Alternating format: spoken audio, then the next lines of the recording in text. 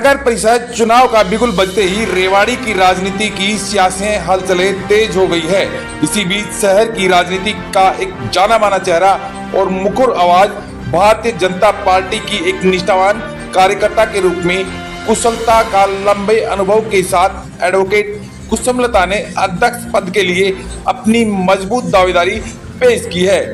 वे न केवल bar association में संयुक्त सचिव के रूप में अपनी क्षमता साबित कर चुकी है, बल्कि नगर परिषद के वार्ड मेंबर के तौर पर एक बड़े अंतर से जीत दर्ज कर जनता के बीच अपनी गहरी पैठ बना चुकी है।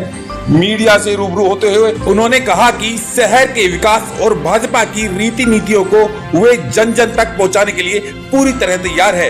एडवोकेट कुसुमलता का मानना है कि पार्टी उनके समर्पण और पिछले चुनावी रिकॉर्ड को देखते हुए उन पर भरोसा जताएगी। अब देखना यह होगा कि रेवाड़ी के इस दंगल में भाजपा का कमल किसके हाथ में होगा, लेकिन फिलहाल कुसुमलता की दावेदारी ने मुकाबले को बेहद दिलचस्प बना दिया है। क्या कहना है एडवोकेट कुसुमलता का, जानिए। चुनाव की घोषणा हो चुकी है और 10 मई का इस समय वो चुनाव सरकार ने घोषित किया है, तो हमारी भी अपनी तैयारी है और सरकार द्वारा इस बार जो रेवाड़ी शहर के लिए निकाय चुनाव के अध्यक्ष पद के लिए ऐसी महिला पद के लिए है, तो मैं भी उसमें अपनी दावेदारी कर रही हूँ। लेकिन निर्दलीय तो नहीं लड़ेंगे, हम पार्टी से ही चुनाव लड़ेंगे। अगर पार्टी विश्वास जताती है और हमें टिकट देती है तो हम पार्टी से ही चुनाव लड़ेंगे।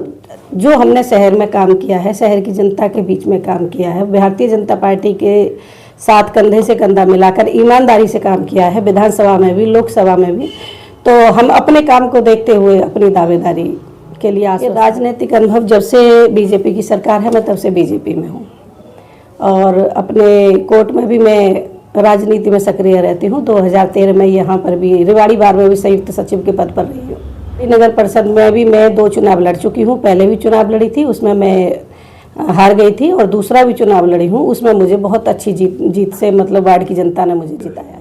देखिए, शहर की बेहतरी के लिए काम करेंगे और जो शहर में भाई भतीजावाद के कारण सारी चीज़ें, जो शहर हमारा आज की समय में एनक्रोचमेंट से भरा हुआ है, तो एनक्रोचमेंट हटाने का काम करेंगे, शहर की बेहतरी के लिए काम करेंगे और जो भी काम शहर की जनता के हित में होंगे वो अपने काम करेंगे। अगर मुझे अध्यक्ष पद की दावेदारी मिलती है और मैं अध्यक्ष बनती हूँ, तो ये मेरा वादा है शहर की जनता से कि मैं अपने हित के लिए काम नहीं करूँगी, शहर की जनता के लिए। पार्टी का सपोर्ट है और राजनीतिक नेताओं का भी है।